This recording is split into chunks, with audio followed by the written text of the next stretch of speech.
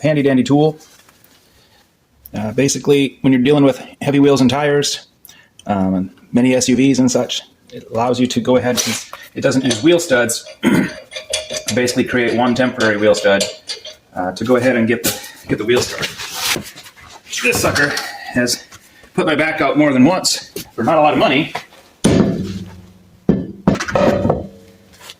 And get things started pretty easily. Here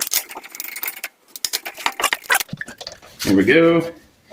But since the others are already attached, it's a lot less of a headache compared to setting it on the lip and then trying to rotate to get things lined up. Tighten it up, lower the car on the ground,